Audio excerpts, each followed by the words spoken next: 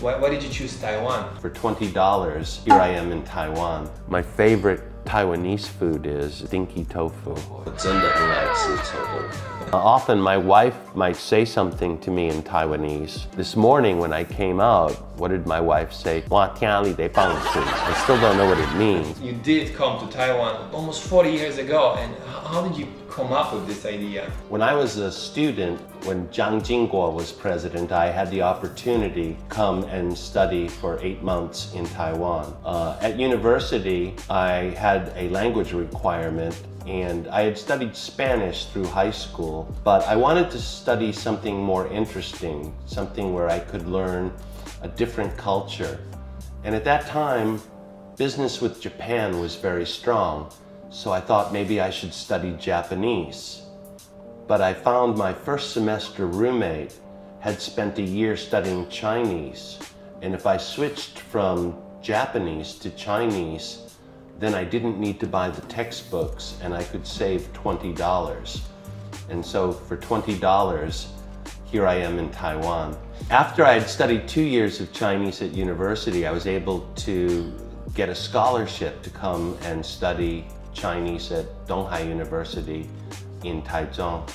And it was a very wonderful experience for me. I really had no idea anything was like in Taiwan. I just knew it was an island off the coast of mainland China, but it seemed like a great adventure to me. When you first time came to Taiwan, what was your first impression about this country? I remember very distinctly, I was probably in a taxi coming from the airport, and I was in the city, and I saw what I thought were a lot of soldiers, and I thought, oh my goodness, the soldiers here are so young.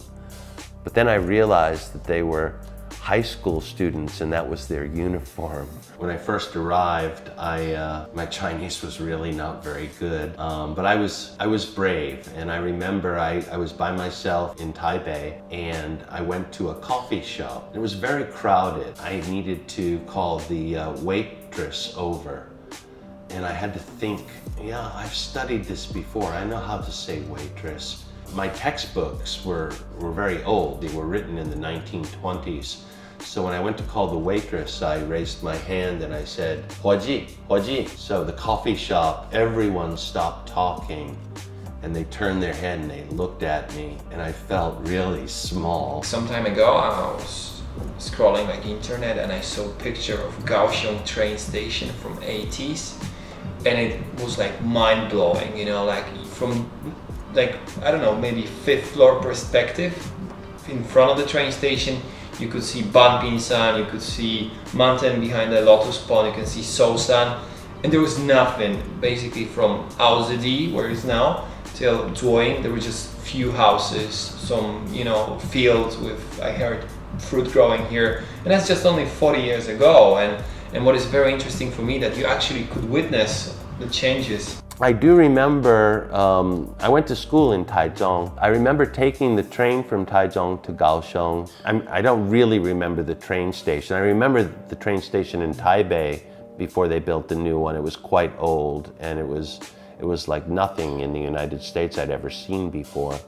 But what I do remember very vividly about Kaohsiung was visiting the Love River in the early 80s, and how terribly polluted it was. There was almost a metallic sheen on the water, and it didn't smell very nice at all.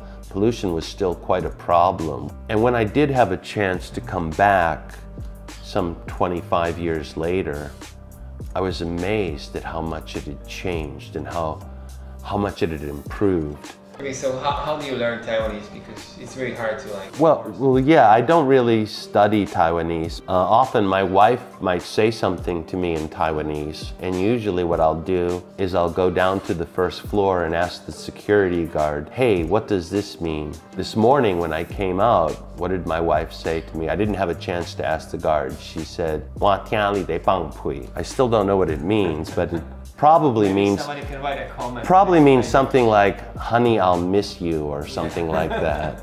I hope we have some Taiwanese speakers watching so they can write a comment what it means, right? Well, please do let me know.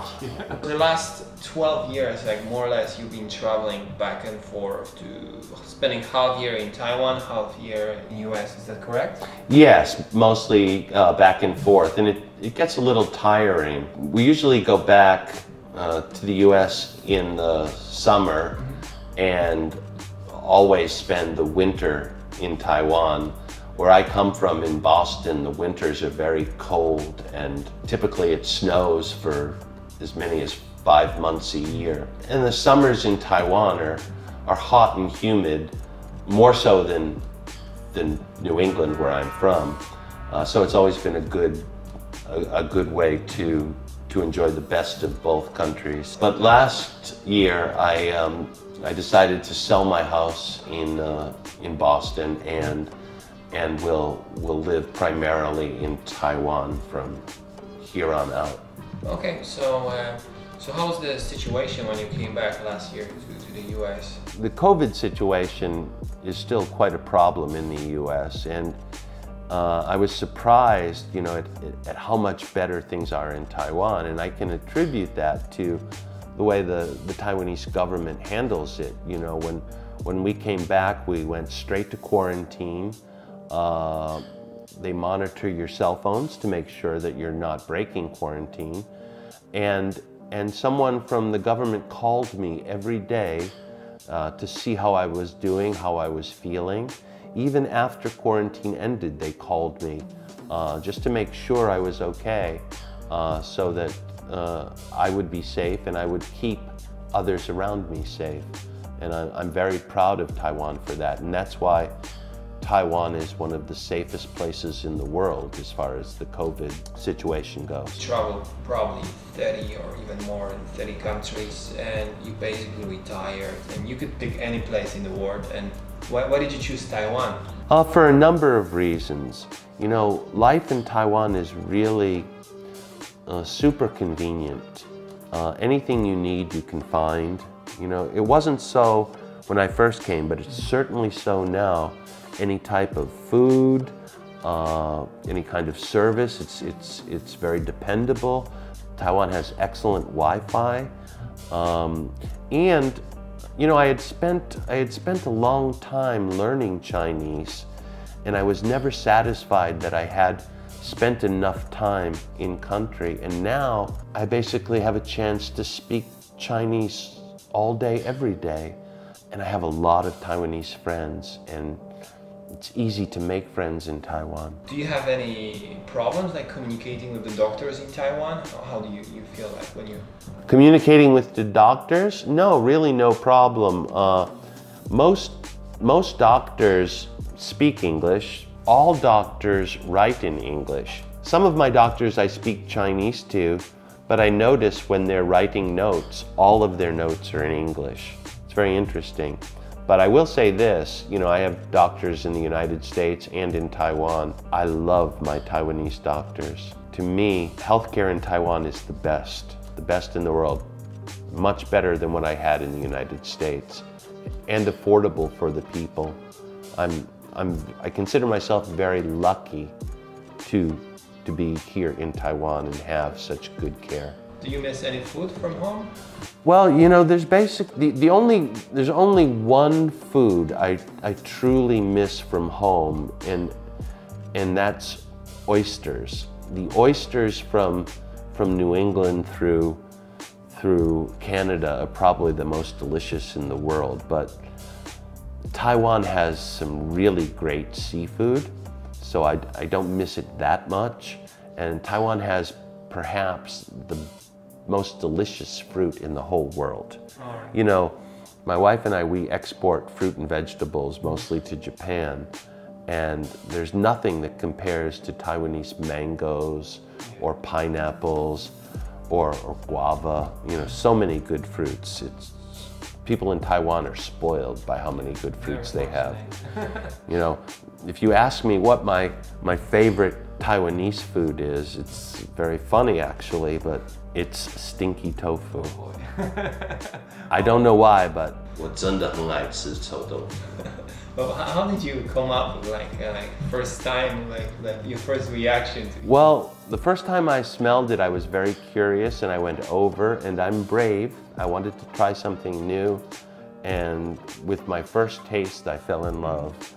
And I probably know every good place to get stinky tofu throughout Kaohsiung, from fried to spicy tofu in a bowl. I really love it.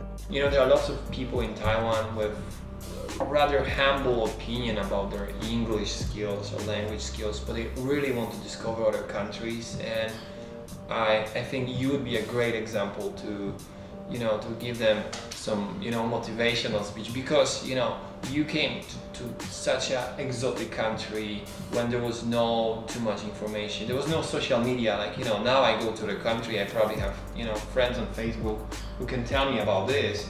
But back in the day, you really, you know, you took the, like a long shot. You arrived here and...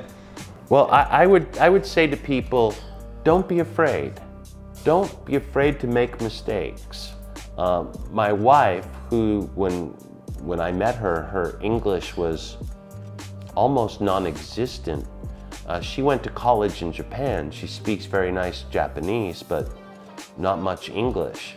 When we first started going to the United States, she couldn't really speak any English.